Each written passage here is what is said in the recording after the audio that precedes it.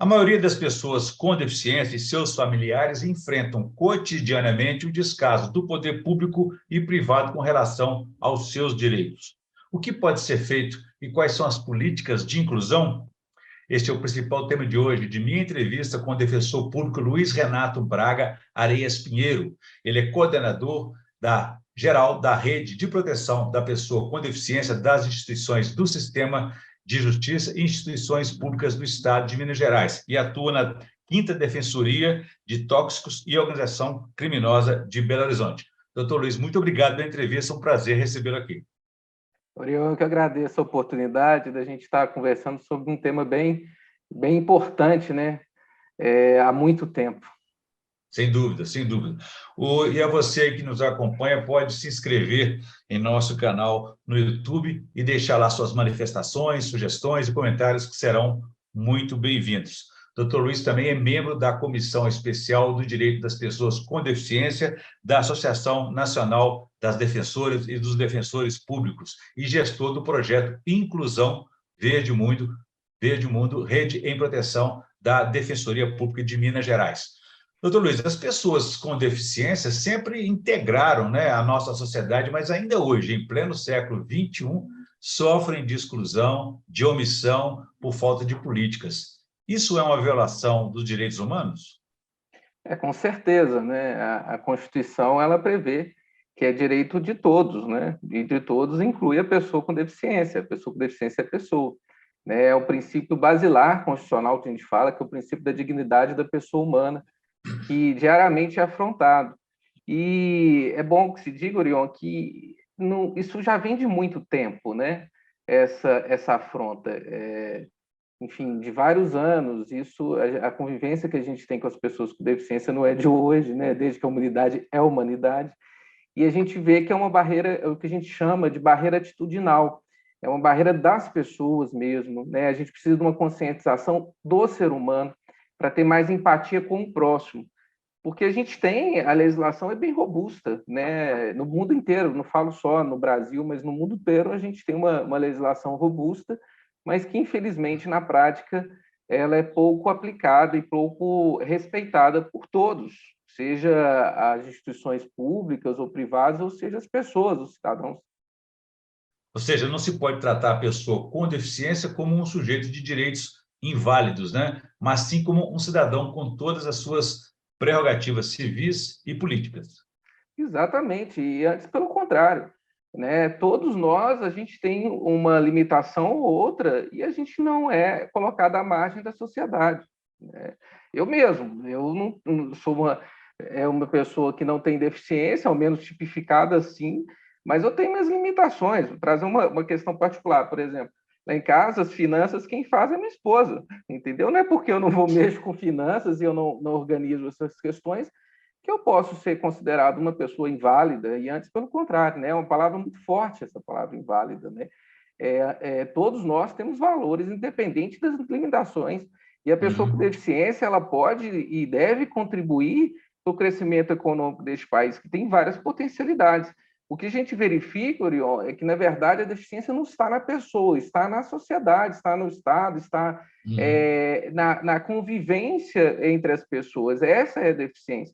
Porque se a gente enaltecer e potencializar as habilidades das pessoas, elas se desenvolvem, elas podem produzir e ser fator de geração de lucro para a sociedade em geral.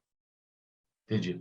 No Brasil, as pessoas com deficiência, elas representam em quase que 25% da população brasileira, né? Totalizando mais de 45 milhões de pessoas, de acordo com o censo de 2010. Como que o sistema de justiça tem se preparado para atender esse segmento? Essa é uma pergunta bem complexa, né? Porque, na verdade, a gente verifica que não há um preparo prévio.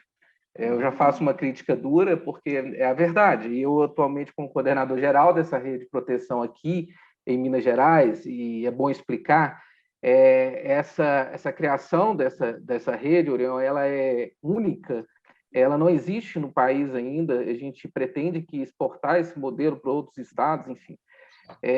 E a ideia é exatamente essa, é que as instituições do sistema de justiça e outras instituições públicas, elas atuem preventivamente, elas estejam prontas para receber todas as pessoas. E não só na função ordinária de acesso ao Poder Judiciário, mas no acesso à justiça de forma ampla. Vou explicar melhor essa questão do acesso à justiça, que é importante essa compreensão. No caso da Defensoria Pública, a qual eu faço parte, do Ministério Público, a gente tem atribuições legais para poder fazer chegar o direito à pessoa, independente de acionar o Poder Judiciário. Nós temos poderes constitucionais, a exemplo da requisição, da recomendação, de elaborar termos de ajustamento de conduta, que são acordos com as instituições públicas e privadas para o cumprimento da lei, que faz com que esse direito ele chegue sem precisar de manejar o Poder Judiciário. Mas para que isso ocorra, tem que ser uma atuação estratégica, uma atuação consciente, ou seja, com técnica, né? E a área ligada à pessoa com deficiência, exatamente pela multiplicidade das deficiências que existem, é uma área que necessita muito de acompanhamento técnico. Não adianta a pessoa do sistema de justiça, o promotor, o juiz, ou o defensor, ou o advogado, o procurador, atuar de forma individualizada, porque ele não vai ter o conhecimento técnico para que esse direito chegue à população de forma adequada. E aí essa rede de proteção é uma rede que foi criada aqui em Minas Gerais, que compõe todas as instituições do sistema de justiça. Tem a Defensoria... pode falar. Não, desculpe, é porque o senhor coordena essa rede, né, de proteção da pessoa com deficiência. Assim, qual que é o objetivo e o alcance desse projeto, que é da Defensoria? Isso. O projeto originário é da Defensoria, foi através do projeto Inclusão Verde Mundo, Rede de Proteção, que continua um projeto institucional da Defensoria, mas agora ele ampliou, né? Agora a gente tem um termo de cooperação técnica entre todas as instituições do sistema de justiça. Então, agora não é mais apenas Defensoria Pública. Então, só para contextualizar quem está presente, e aí eu explico o alcance disso. Por exemplo, está presente a Defensoria Pública de Minas Gerais, o Tribunal de Justiça de Minas Gerais, a Defensoria Pública da União, o Ministério Público do Estado de Minas Gerais, o Ministério Público Federal, o Ministério Público do Trabalho, o Ministério Público de Contas, o Tribunal Regional do Trabalho da Terceira Região, Tribunal Regional Federal da Sexta Região, a Procuradoria da Fazenda Nacional, a Advocacia Geral da União, através da Procuradoria Federal e da Procuradoria da União da Sexta Região, a Advocacia Geral do Estado, e a OAB Minas Gerais, através da Comissão da Pessoa com Deficiência da Seccional Minas Gerais, e a Superintendência de Fiscalização do Ministério do Trabalho. Acredito, assim, não sei se eu esqueci de alguém, mas eu acho que está todo mundo, ou seja, todas as instituições. E aí, uma grande rede. E aí é o seguinte, a gente tem tantas instituições que atuam no plano federal, na justiça especializada, que é no caso da Justiça Federal e a Justiça do Trabalho, quanto as que atuam na Justiça Estadual, exemplo do Ministério Público, da Defensoria e do próprio Tribunal de Justiça. E aí a gente consegue abarcar os direitos essenciais da pessoa com deficiência, ou não, tipo a saúde, o trabalho, a educação, em todos os eixos. E a ideia é preventiva. A ideia é preventiva, é exatamente essa. Chegou uma demanda na Defensoria, mas é uma atuação, por exemplo, chegou uma demanda da Defensoria de Minas, é uma atuação da Defensoria da União, a gente consegue fazer o link diretamente, encaminhar, a gente consegue ter as instituições que muitas das vezes são adversárias dentro do sistema de justiça, dentro dos processos judiciais, e a gente consegue conversar antecipadamente para evitar esse processo e o direito chegar ao cidadão de forma mais rápida e mais eficiente. A gente vai atuar de forma coletiva nessas atuações de recomendação, de requisição, para a sociedade cumprir a lei, mas de forma técnica, unida e institucional, que agora vai independer de uma atuação individual de um defensor, ou de um promotor, ou de um juiz, ou de um procurador. A gente está atuando institucionalmente, entre as instituições, né? A gente tem um termo de cooperação técnica assinado entre todas essas instituições, e a ideia é exatamente prevenir a ofensa a direitos. E prevenir, desde na capacitação técnica e na conscientização da sociedade em geral, através do que a gente chama de educação em direitos, como também nessa atuação mais imediata, de solucionar a contenda, claro, sempre buscando a desnecessidade de entrar com a ação judicial. Por isso que nós temos os tribunais conosco, todos eles, né? Porque é o que a gente busca, uma atuação preventiva. Mas, doutor Luiz, agora antes da gente entrar nas ações desenvolvidas por essa coordenação aí, por essa rede, né? Esclarece para a gente aqui quais são os principais direitos da pessoa com deficiência. A pessoa com deficiência tem Nos todos os níveis, né? direitos. Federal, estadual e municipal, tá? Tem todos os direitos resguardados a todas as pessoas, né? O que ela precisa é de mecanismo para acessar esses direitos, é o que a gente chama de ações afirmativas. Então, o que a população tem que entender? Por exemplo, nós temos um direito de preferência do atendimento da pessoa com deficiência. Por quê? Vou dar um exemplo básico do autismo. O autista, dentro da sua maioria das vezes, ele tem uma dificuldade sensorial de aguardar, né? Ele descompensa com cores, com luzes, com movimento, com vozes, enfim. E é impossível para ele esperar muito tempo numa fila ou numa situação qualquer que seja, que tenha uma aglomeração maior de pessoas. Então, o direito de preferência dele no atendimento de saúde, ou até numa relação privada, exemplo do supermercado, do banco, é para proporcionar que ele tenha o mesmo direito de ser atendido e de exercer o direito dele de fazer uma compra, de ser atendido no setor de saúde, enfim. Então, são mecanismos que ele tem, nesse caso da prioridade, para acessar direitos comuns, né? A mesma coisa a vaga especial, para parar próximo dos estabelecimentos. Isso independe da deficiência de locomoção, né? Diretamente, você pode ter essa dificuldade também sensorial, igual eu expliquei. Então, são todas essas ações, são ações necessárias para o exercício de direito de toda a população. As cotas, por exemplo, do trabalho, vou dar um outro exemplo. É necessário para proporcionar que aquela pessoa tenha acesso à dignidade do trabalho dela, porque, infelizmente, as empresas não contratam, né, sabendo que a pessoa tem uma deficiência ou não. Então, infelizmente, foi necessária essa lei de cotas. E é um direito basilar de todos nós, né? O trabalho na sua acepção ampla, Orion, não só de receber remuneração, mas de se sentir útil, de poder produzir, de poder né, movimentar a economia do país. Então, na verdade, os direitos da pessoa com deficiência são os mesmos direitos de qualquer pessoa, mas os mecanismos que elas precisam para acessá-los que são diferentes, né? E esses mecanismos, eles são variados e, infelizmente, eles são necessários. A gente quer caminhar para uma sociedade em que a gente não precise mais disso, em que a gente não precise mais de lei de cotas, em que a gente não precise mais de uma lei que estabeleça uma preferência de atendimento, que as pessoas consigam entender a necessidade um do outro, independente da deficiência. Mas, infelizmente, a gente precisa ainda dessas ações que a gente chama no direito de ações afirmativas, para que elas possam exercer o que diz a Constituição, que é o princípio da igualdade. O princípio da igualdade de poder ter o seu direito resguardado na sua amplitude, igual às outras pessoas, mas para isso, igual disse, elas precisam desses mecanismos. E aí está positivado no direito. No caso, como o senhor falou, o perfil dessas ações, né? É educação, conscientização, e no sistema de justiça seriam ações extrajudiciais, evitar a judicialização? Exatamente. Evitar a judicialização, mas é muito mais do que evitar um processo. É evitar que seja necessário um processo para as demais pessoas. Porque o sistema jurídico brasileiro, a gente entra com uma ação, dentro da maioria das vezes, tirando as ações coletivas, é claro, que é uma exceção muito grande dentro do sistema de justiça,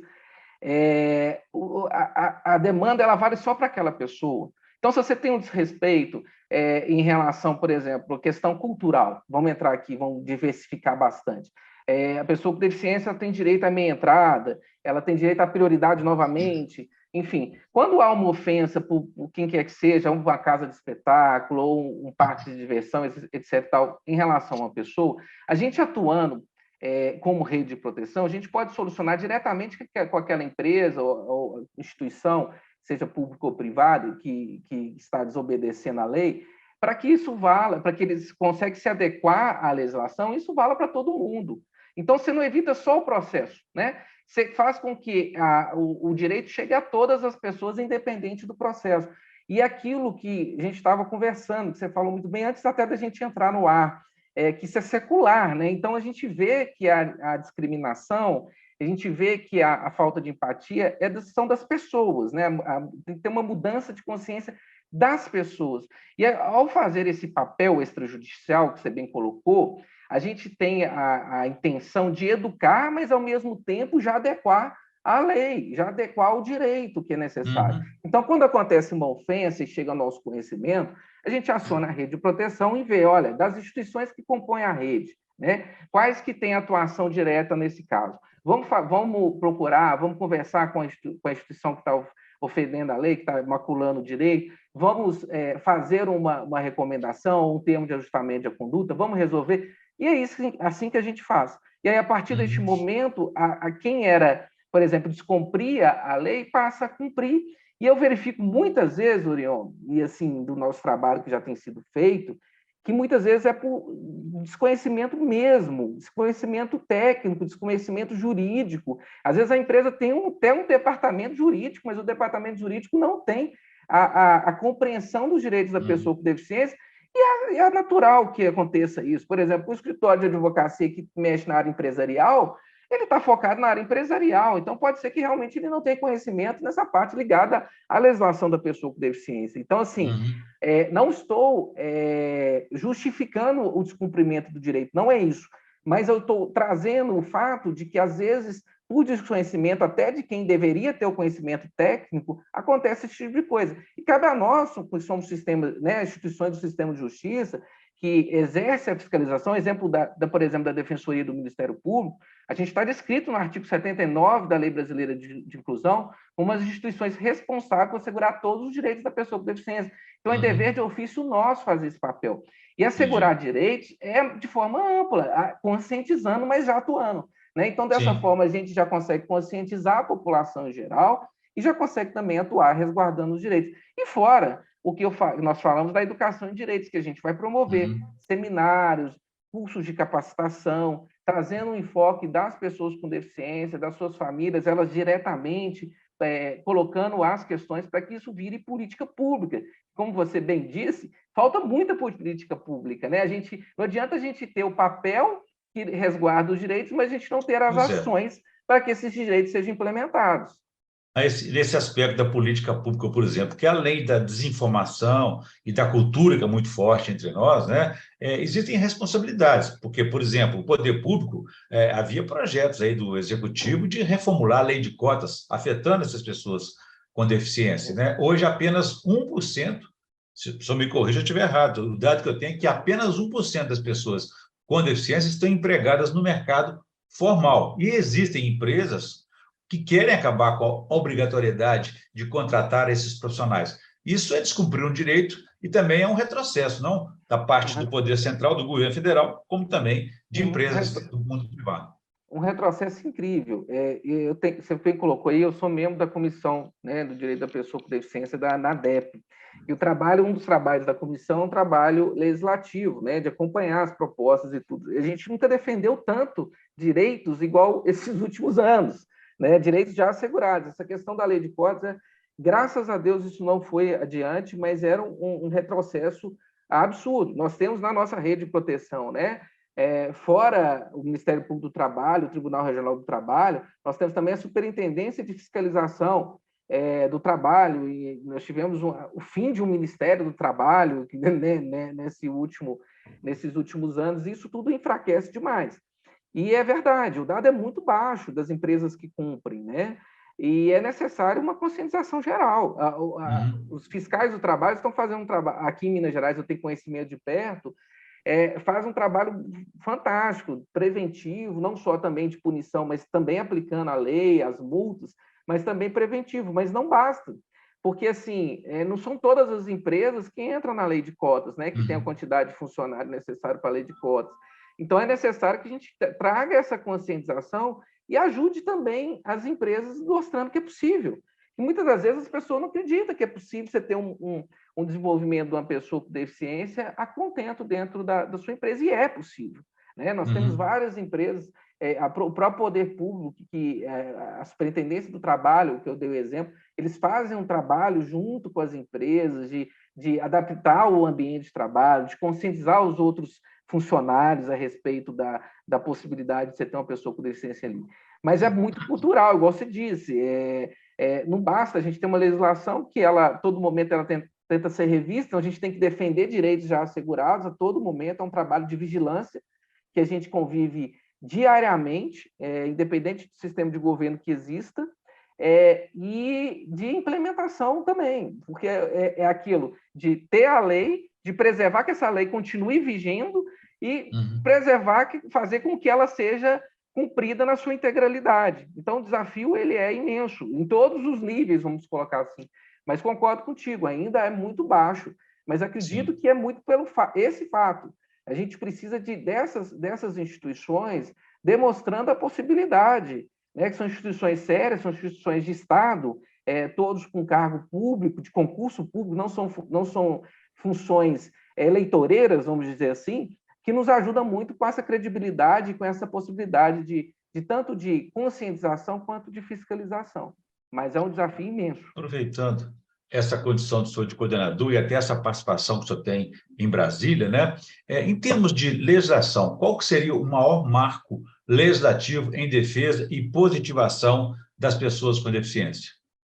Eu acredito que primeiro foi a Convenção, né, do Direito da Pessoa com Deficiência da ONU, e que foi recepcionada no nosso país com status de norma constitucional, quer dizer, ela é norma constitucional, ela sobrepõe sobre as demais normas subsidiárias, vamos dizer assim, e, em consequência dessa convenção da ONU, foi criada a Lei Brasileira de Inclusão, né?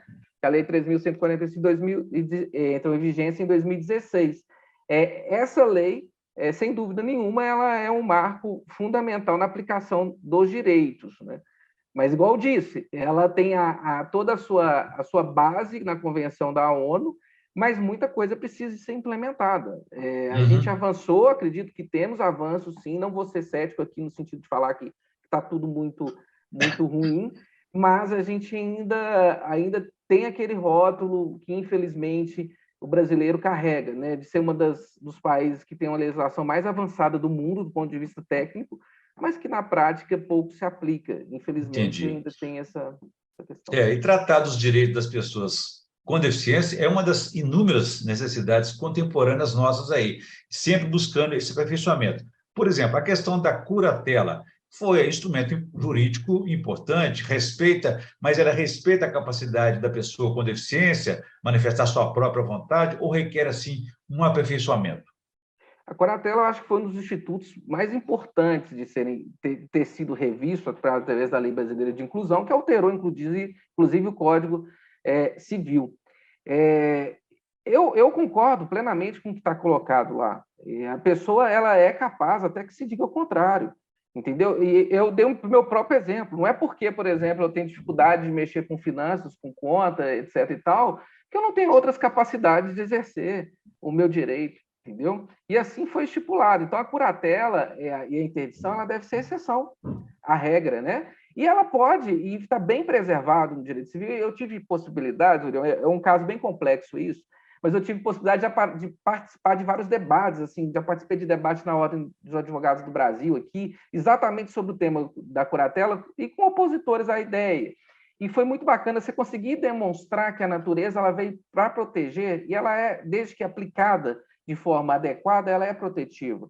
Então, por exemplo, toda a questão patrimonial, você pode ter essa interdição parcial, né? A interdição só, por exemplo, para realizar a atuação com relação a bens, né? E ser preservados os outros direitos fundamentais da pessoa, que é o direito ao matrimônio, o direito à sua individualidade, às escolhas, né? E você tem outros institutos ainda, que são institutos que podem ser aplicados, independente não tendo a interdição, que é, por exemplo, a tomada de decisão apoiada, outros institutos que podem ser aplicados dentro do direito brasileiro. E o que é necessário, porque essa pessoa deve ser respeitada na sua integralidade. E naquilo que houver dificuldade para o exercício do direito, aí sim ela tem um apoio. Então, você pode ter interdição, por exemplo, só por natureza patrimonial, igual eu disse, né? Ou você pode ter a tomada de decisão apoiada, onde que ela vai ter pessoas que possam auxiliar até mesmo nessas ações patrimoniais, mas sem ter a necessidade da interdição. Então, assim, acredito que é um instituto que veio, desde que seja feito de forma adequada, que veio para preservar o direito da pessoa com deficiência. O problema, contudo, né, no mundo, não só no Brasil, essa realidade, é você ter os institutos deturpados, né? Então, na verdade, quando se trata lá, e eu posso falar isso bem, que eu fiquei por mais de 6 anos no direito de família, na comarca de Betim, e eu mexia nessas ações de curadoria, você via muita questão que às vezes era deturpada, de que exigências às vezes absurdas por várias instituições para inviabilizar o direito da família de você ter essa interdição. E não é isso que se quer. Você quer preservar os demais direitos, mas, é claro, tendo a necessidade de interdição, tem que ser feito. Doutor Luiz, eu queria que o senhor adiantasse uma coisa para a gente também sobre o alcance desse conceito de pessoas com deficiência. E envolve, por exemplo, também doenças graves? O que vai entrar nesse conceito da deficiência é o que está tipificado na lei, né? Ela tem que... A doença grave, desde que ela seja acompanhada, não quer dizer que vai virar uma deficiência, né? Tem que ter essa natureza permanente, enfim, está lá descrito no artigo 2º da Lei Brasileira de Inclusão, o conceito da pessoa com deficiência. Então, e é bom que se faça uma distinção de doença e deficiência, né? Porque muitas das vezes você tem essa concepção, a pessoa é doente mental. Não, às vezes a pessoa pode ser doente mental, eu posso estar com uma depressão, né? E ser considerada, às vezes, uma doença mental, uma doença grave, né? Ou uma esquizofrenia, etc. E tal, mas a deficiência é diferente da doença, né? Entendi. É bom que se diga. Eu perguntei isso porque no final do mês de outubro passado, o Conselho Federal de Medicina chegou a restringir o uso terapêutico do canabidiol. Depois voltou atrás, e isso iria afetar muito, imagino, pacientes que dependem desses medicamentos à base dessa substância. Por isso eu coloquei essa questão também dos direitos dessas pessoas, né? Não, e em vários, por exemplo, o caso do autismo. O meu filho trata com canabidiol, o Rafael. Meu filho trata com canabidiol. E é inegável o avanço que tem. E dizer assim, foi uma das coisas mais absurdas que eu vi, e aí eu fico mais tranquilo de falar que nós já passamos por esse período eleitoral, eu posso dar a minha opinião técnica, é uma das coisas mais absurdas que se tem. A falta de evidências científicas, tem muita evidência científica ao longo do mundo, não só na produção científica brasileira, mas no mundo inteiro. E, sensivelmente, um cerceamento do exercício da profissão absurdo para um conselho de classe, vamos dizer assim, né? Então, assim, para mim, essa resolução é totalmente inconstitucional, ilegal e tudo que tem mais que possa dizer sobre isso. E é aplicado à pessoa com deficiência, né? O canabidiol é usado sistematicamente à pessoa com deficiência também, né? E é porque tem uma linha muito tênue entre doença mental, por exemplo, e deficiência mental, né? E é um assunto aqui que nós teríamos que debater por muito tempo para poder explicar essa questão técnica, mas nós podemos ter várias pessoas que são tipificadas no popular, vamos dizer assim, como doente mental, que na verdade é uma pessoa com deficiência mental, né? Então, assim, no caso da esquizofrenia, outros casos mais, acredito que ele é necessário. Epilepsia nem se diga, na epilepsia eles criaram uma exceção aí, porque realmente tem a comprovação mais evidente, principalmente nas crises epiléticas. Mas a gente não pode cercear, e do jeito que foi cerceado, porque não só cerceou o direito do paciente de ter o canabidiol receitado, como o dever do médico de receitar, como também colocou lá, impossibilitando que os médicos possam dar palestra ou falem sobre o assunto. É um absurdo sem precedente, enfim. Ainda bem que eles mesmos voltaram atrás, né? Porque é uma situação que é inaceitável. De novo, aquela interferência da política numa questão científica, né? Sem qualquer prova, né, sobre isso. Agora, exatamente. E aí, só fazer um parênteses importante Perfeito. desse sistema, dessa rede de proteção, Leon, é exatamente a possibilidade que a gente tem de atuar nesses momentos. Porque a gente não é cargo eleitoreiro, né? A gente é agente público do Estado. Então, a gente tem a possibilidade, por exemplo, de conseguir separar o joio do trigo. Logo quando teve essa resolução do Conselho Federal de Medicina, já houve uma movimentação do Ministério Público, da própria Defensoria, enfim, já houve toda uma movimentação dessas instituições do sistema de justiça. Então, assim, é importante que a gente tenha essas redes de proteção no país inteiro, porque a gente vai começar a evitar esse tipo de desmando, que é para todo lado, né? Porque a partir do momento que isso começar a acontecer e a gente conseguir atuar de forma mais ágil, vai evitar que outras pessoas tenham a coragem, a displicência de fazer uma coisa que é totalmente inconstitucional, ilegal, sem outras questões, né? Que a gente pode colocar como uma moral. Enfim. Ok. Vamos deixar as outras questões para uma outra ocasião, mas é que o senhor já deixou bem claro que a defesa, né, e o respeito dos direitos das pessoas com deficiência não dependem de uma demanda judicial. Mas como é possível, por exemplo, efetivar esses direitos em comarcas mais distantes e carentes, onde não tem defensoria pública, por exemplo? A atuação vai ficar limitada, né? Aí é a importância da rede de proteção.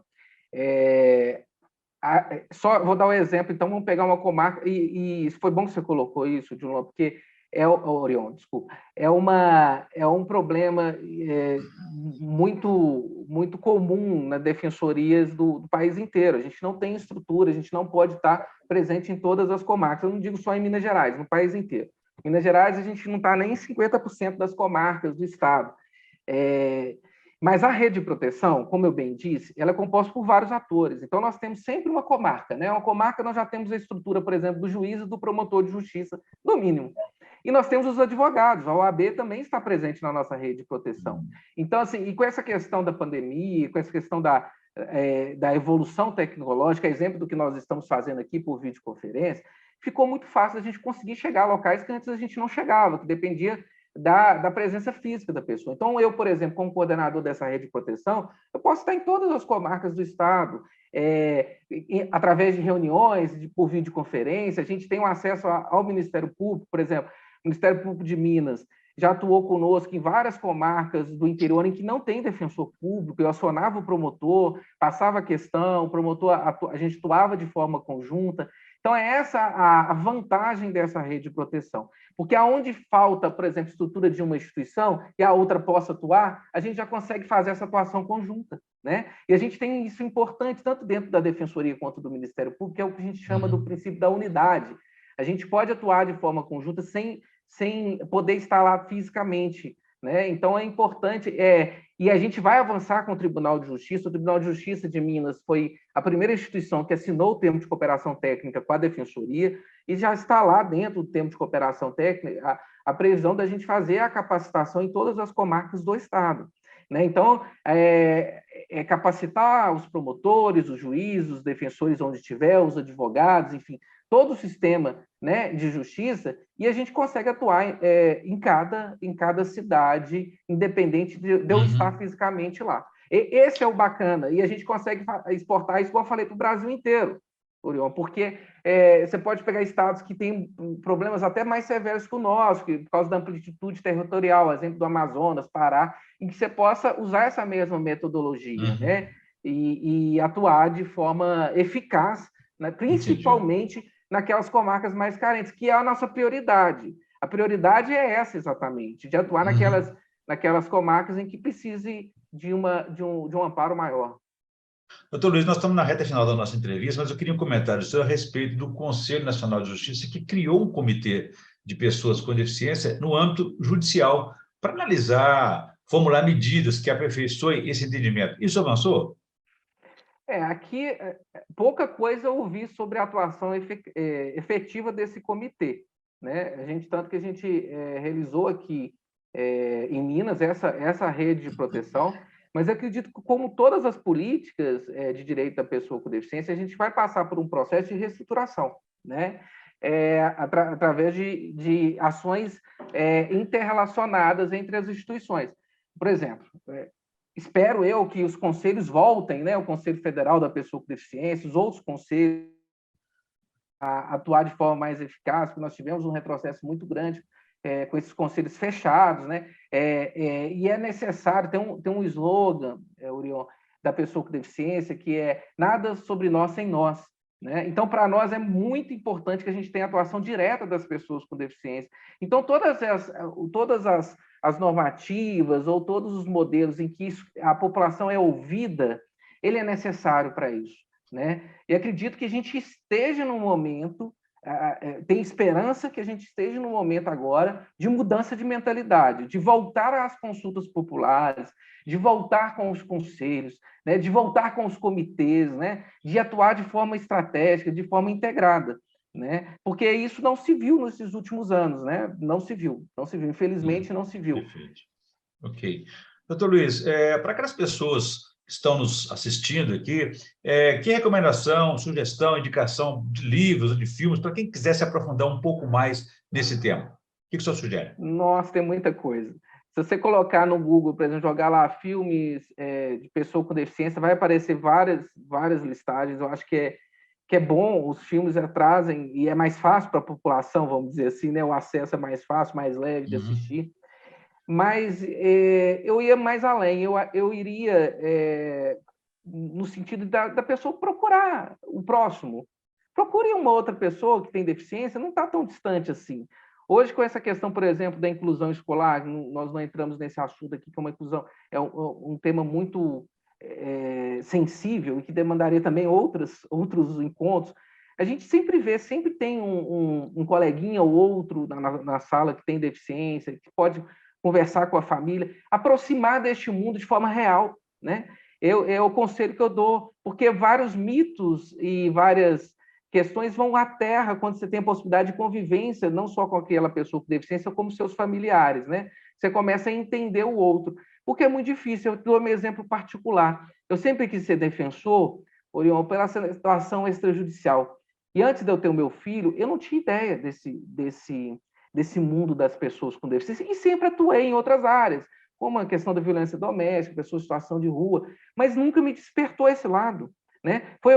Foi necessário que eu tenha um filho com autismo para eu ser despertado por esse lado. E quando você começa a conviver e com outras pessoas também, que têm pessoas com deficiência na família, ou com a própria pessoa com deficiência, você vê que esse mundo é um mundo muito bonito e que a gente tem muito preconceitos que são facilmente colocados de lado quando a gente tem essa possibilidade de convivência.